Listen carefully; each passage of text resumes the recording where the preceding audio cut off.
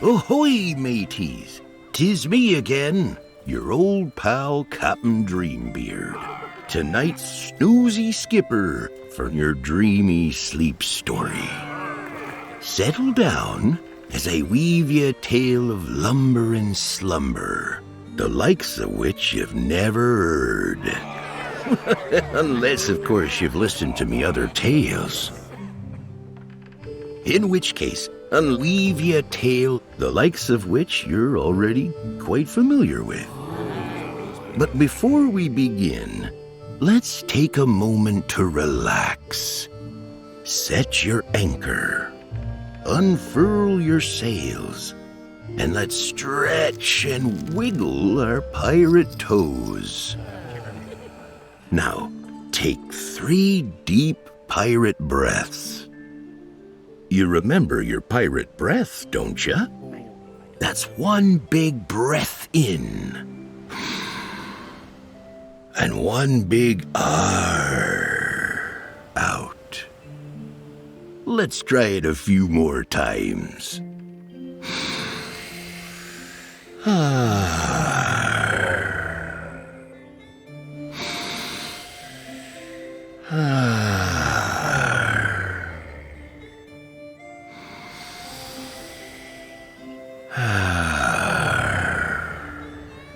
Aye, isn't that better? Nothing like a little R&R. Now, every story starts somewhere, but captains can be mighty forgetful, and I, seem to have misplaced, Now, where's me map? Oh, I left it in a crow's nest. Excuse me. Here it is. Now, where does our story start? Let's see. First, I sailed east to the drowsy dunes, where I counted sheep with the infamous Ali Baba and his 40 winks. Then I sailed south to the towering cliffs of the Siesta Spires, where I helped build a nest for a family of griffins and received a blessing from the holy mackerel. Next, I sailed north to the ice-capped scapes of Catnap Cape, where I rode a reindeer named Roger across the Aurora Borealis, spreading snowfall and stardust wherever we strolled. Finally, I sailed west to the Restful Reef, where I brokered a peace deal betwixt the Whispering Eels and their former enemies, the Snore Anemones. Then stuck around to help them open up a juice bar. What can I say? The only thing Dreambeard loves more than dreamin' is a good mango smoothie. Throughout my wanderings, I'd cross the sea of dreams more times than I can count, fostering friendships and engaging in all manner of slumberous escapades. And while I've gone on many an adventure and discovered many a discovery, one of my absolute favorites was when I was lucky enough to help me daughter Mari discover who she was meant to be. Mari is a sensational seafarer, a first-class lass, and a better daughter than an old scallywag like me could ever dream of. And I'm mighty good at dreamin'.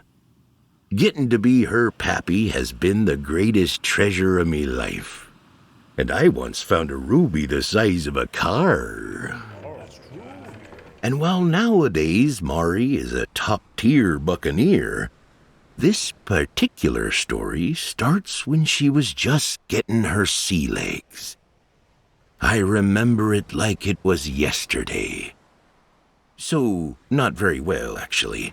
But the parts I forget I'll embellish for dramatic effect. Mari climbed aboard, and I could tell something was weighing heavy on her.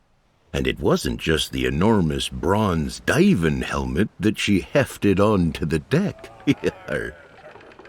Mari tried to smile, but her eyes weren't in it, and she kept walking the upper deck as if she were walking the plank. Now there was nary a time I'd seen a first mate in a worse state, so I asked her what was the matter. "Oh, Papa," she replied, "I'm afraid my mind's all tied up in knots." I told my daughter the first step to getting the mind untied is to take a deep breath. And together, that's exactly what we did. We took in a deep breath of the salty sea air, and then both let a deep breath out. Arr. And since it felt so calming the first time, we decided to do it again. We took a deep breath in, and then let a deep breath out. Arr.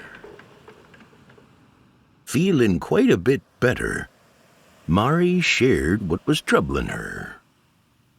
She told me that she had recently taken her privateer exams. Privateer's another word for pirate, you see, and exam is another word for test. Anyways, she had just received the results, and it turned out she got straight A's, which at any other school would be a terrific grade, but pirate school isn't like any other school. See, at pirate school, the best grade you can get is an R, then an I, and then an A, as in, you did fine, which is precisely what I tried to tell Mari, but she wasn't having it. She told me there was one bit of hope, however. Her teacher, Captain Tortuga, had told Mari that she could change her grades if she did some extra credit. But before we could brainstorm ways to change her A's, we were alerted to a dreamy disturbance somewhere in the Sea of Dreams. Now, it's important that you know that through every travel and travail, one thing kept me head above water. Me ship, of course, the HMS Dreamboat, the handsomest ship on the 7 seas. It had a ruddy-cheeked rudder, a square-jawed keel, and cheekbones as high as the main mast. Needless to say, if you've ever laid eyes upon it, you'd quite like the cut of its jib, because it also has a very nice jib. Now, in all my days, I had never known me ship to be anything other than a ship. But I'd soon find out that this day would be unlike any other. The HMS Dreamboat glowed a gentle teal as it responded to the dreamy disturbance. Then its timbers started to shiver, and before you could say land ho, sail, mast, and compass had transformed into propeller, periscope, and sonar. The HMS Dreamboat had become the HMS Dream Submarine. With a whoosh and a whistle, down the HMS Dream Sub dove, past schools of fishes, pods of dolphins, and even a scuba diving walrus. As we descended, Mari and I acquainted ourselves with the submarine's various buttons, levers, and whatchamacallits. One switch activated the water shield wipers, Another dispensed 2 glasses of warm milk from the center console, and a third printed out a full map and itinerary, which I was honestly quite grateful for. I'm far more used to steering a ship than having a ship steer me, so I was happy to at least know where we were headed. According to the map, the dreamy disturbance was occurring within the furthest depths of the Sea of Dreams, in a massive undersea canyon known as the Very Yawnish Trench. But to get there, we'd first need to make it through the fabled pearly gates at the trench's entrance. And the only creatures who knew how to get to the pearly gates were the sleepy seahorses of the Coral Corral. And I'll explain it to you the same way I explained it to Mari. Coral is a colony of tiny organisms that form incredibly complex and beautiful undersea structures. But coral is also a pinkish-orangish color, and a corral is another word for choir, but spelled a little differently. A corral is a pen for herding animals on a ranch. So naturally, a corral is a farm where choirs of tiny pinkish-orange organisms use the power of their 4-part harmonies to lasso seahorses. Before exiting the submarine airlock, Mari fished out her magical bronze diving helmet that allowed her to breathe underwater with ease, while I gave a quick shake to me dreamy beard to form a shimmering bubble of air around me head. The Coral Corral sure wasn't your normal rodeo. It was closer to the size of a stadium, covered on all sides by the salmon-colored structures of the coral. In its center, seahorses of all shapes and sizes were darting to and fro. There were purple palominos, fuchsia Frisians, and amber Appaloosas, each one being drawn hither and thither by hundreds of harmonies wafting through the waters from competing choral choirs. While each lullaby was beautiful in its own right, there were so many songs happening at once that none seemed to hold the seahorse's attention for very long. That's when I realized Mari was right. This was a little too complicated. All the competing choirs were making a wall of sound where nothing could stand out. Nothing save for a single crystal-clear voice, that is. Now, Mari always loved to sing, but singing in the shower on the lower galleys and singing in a choral coliseum are 2 very different experiences. Still, Mari powered through. She knew that when her stomach starts to tie itself into knots, the first step to getting it untied is to take a deep breath. And so she did. She took a deep breath in and let a deep breath out, and then took another deep breath in and began to sing. And as her voice rang out through the Colosseum, the beauty and the clarity of Mari's melody cut through the coral's competing canticles. The choirs fell silent, and the seahorses began to gravitate towards the source of the song.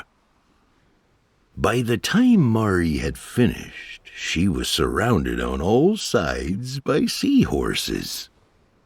She gave a quick bow, which the seahorses returned by gifting her a pinkish-orangish medal, reading, "The Coral Coral Corral Corral Musical Medallion." Mari thanked the seahorses and asked if it would be possible to lead us to the fabled pearly gates at the mouth of the very Yawnish Trench. The seahorses nodded happily in agreement. We made our way back to the submarine, and once we were inside, they swam ahead of the HMS Dream Sub, directing us deeper and deeper into the furthest depths of the Sea of Dreams. The seahorses stayed with us for more fathoms than I could fathom, until we saw the soft glow of the pearly gates, and they turned tail and swam back to the Coral Corral for a well-deserved nap. It was said that the pearly gates guarded the entrance of a long-lost city of ancient wonders and treasures untold, but no one had ever been able to confirm this legend, because to do so, they'd first have to make it past the gates. And to do that, you'd need to know the password. But you see, this password wasn't easy to figure out, unlike mine. All me passwords are just yo-ho-ho, but with zeros instead of O's. Oops, I probably shouldn't have shared that. If we could keep that between you and me, I'd be mighty grateful. I don't want anyone getting into my C-mail account. To discover the password, Mari and I would need to solve the riddle of the two giant clams who guarded the gates. Their names were Peter and Pierre, and one clam spoke only in lies, while the other spoke only in French. "Could you please help us?" asked Mari. "Oui," said Pierre, by which he meant yes. "The password is public knowledge," said Peter, by which he meant it's not.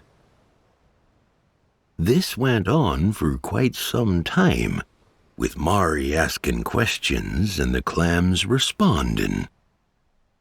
With each question, Mari learned a bit more French and a bit more about lying. It was a hard conversation to follow, and Mari felt herself getting a bit tongue-tied. But that's when she remembered that tongues are a lot like stomachs and minds, and Mari knew that when her tongue started to tie itself into knots, the first step to getting it untied is to take a deep breath. So she took a deep breath in and let a deep breath out. And after she was centered, Mari could guess that the password to the pearly gates was secret. And with that, a small flurry of bubbles escaped from the pearly gates' keyhole as the doors swung open wide. "Bon travail," said Pierre, by which he meant good job. "Good job," said Peter, by which he meant boo. Before we passed through the pearly gates, Pierre presented Mari with a gift of a single pearl, and I locked up the HMS Dream submarine. Peter promised he wouldn't steal it, and together Mari and I continued into the very Yonish Trench on foot, or perhaps more accurately, on Flipper. We hadn't gone more than a few kicks into the trench before we felt it. A huge grumbling rumble, just like the one we'd felt on the surface, only much more grumbly and far more rumbly. We knew we were getting close to our dream disturbance. As we wound our way through the maze-like trench, we could feel the rumbles getting closer and closer until we turned a corner and saw it, an ancient lost city, softly glowing with bioluminescent light. Bioluminescent means light created by animals, like fireflies and anglerfish. But there weren't fireflies or anglerfish here. There were monkeys, but not just any monkeys. Sea monkeys. There were sea monkeys of all kinds. Bee-gilled gorillas, lagoony baboons, mermaid macaws, shrimpanzees, aqua tamarines, and the deep-water orangutans, that down here were an orangutan, but in L.A. they'd be closer to an oranga-7. There was an archway over the entrance to the city that read, "Welcome to Monkhattan, the city that always sleeps." Or at least, that's what it used to say. It seemed that someone had crossed out the always and spray-painted never in its place. So the sign now read, "Welcome to Monkhattan, the city that never sleeps." And so Mari and I realized that the dreamy disturbance down here was that the undersea simians needed some shut-eye. Even without the sign, we could tell they needed it too, because for all the grandeur of this ancient metropolis, the citizens of Monkhattan all seemed to be some rather grumpy monkeys. Discussions were disagreeable, cabbies were crabby, and the ice cream trucks only sold ill humor bars. Coming our way out of the crowd was a particularly perturbed shrimpanzee that we recognized as the mayor, since "I'm the mayor" was coincidentally written on the sash that she was also wearing. We asked her why none of the citizens of Monkhattan were sleeping, and she explained that it all started with visits from the unsleeping giant. As if on cue, the lost city began to shake with the grumbliest rumble we'd felt yet, and with it, high above the spires of Monkhattan and far below the high canyon walls of the very Yonish Trench, there glided the giantest squid I'd ever seen. A single one of its eyes was the size of our entire submarine, which made it easy to notice just how bloodshot the squid's eyes were. It seemed that the citizens of Monkhattan weren't the only ones having trouble sleeping. "Papa, how many tentacles are squids supposed to have?" Mari asked. 10, I replied. "Why do you ask?" "Well," Mari answered, "I only count 8. I looked back at the squid. By Jove, she was right.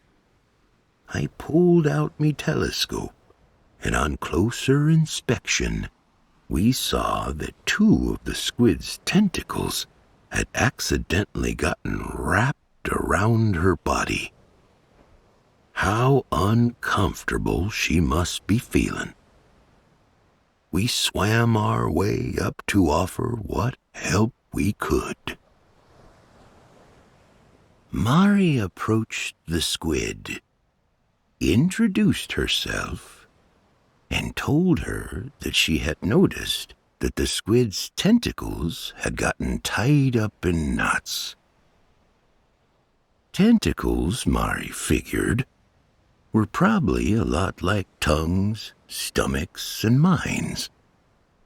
And Mari knew that when your tentacles started to tie themselves into knots, the first step to getting them untied is to take a deep breath.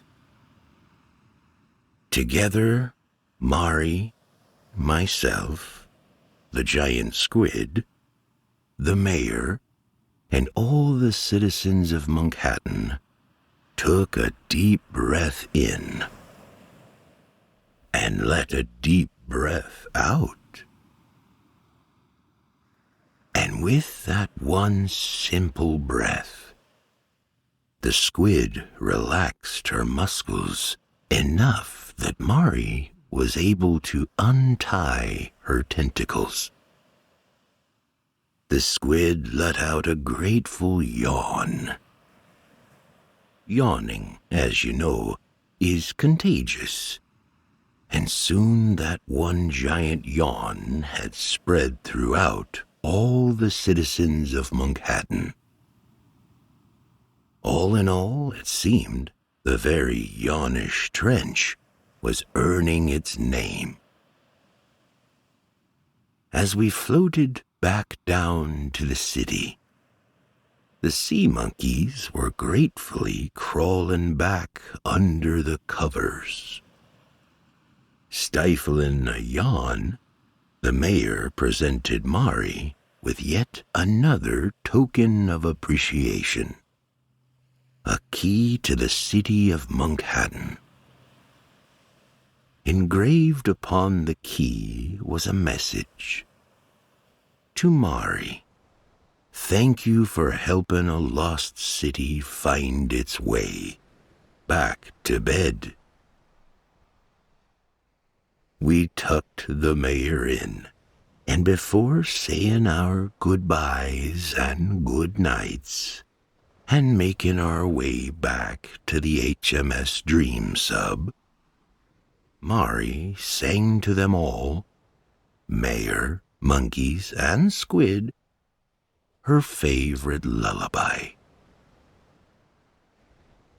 Our trip back up to the surface wasn't nearly as eventful as our way down, so I seized at the opportunity to tell me Mari, it may feel sometimes like you don't have a knack for knowing all the right answers, but you have an even greater talent, asking all the right questions.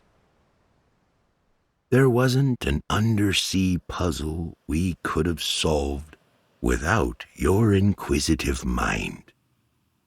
And I know for a fact there's nothing you won't be able to discover as long as you keep asking. Mari and I gave one another a giant hug just as the HMS Dream Sub reached the surface. And for a moment, we were surrounded by the blue glow of stardust, magic, love, and dreams. As the glow dissipated, we discovered me beloved HMS Dream Sub had untransformed back into me equally beloved HMS Dreamboat. But that wasn't all that had changed. A lock of Mari's hair had somehow changed colors to a pinkish, greenish, bluish purple that shimmered with a magic suspiciously similar to a certain captain's dreamy beard. Not only that, but me telescope in her hands had somehow reshaped into a magnifying glass. I looked from her hair to the magnifying glass and back again. Mari, I know lots of pirates who are privateers, but I don't know any pirates lucky enough to be private eyes. Well then, Papa, she happily responded, lucky for you, you have a detective on board. Off we sailed to Calm Island, but not before stopping back at High Seas High to pay a quick visit to Captain Tortuga and drop off the proof of her extra credit. The musical medallion, the puzzling pearl, and the key to the lost city of Monkhattan. And that, me friends, is how we sailed 20,000 Z's under the sea, and how me daughter Mari became the world's first, best, and only pirate detective to ever investigate the 7 seas. So, what d'ye think, mateys? Mateys? Oh, well, reckon I don't need a detective to figure out how that happened. Now do I? Well, mateys, after journeying 20,000 Z's under the sea, methinks it's time for us to make a few Z's of our own. Sweet dreams from your old pal, Captain Dreambeard.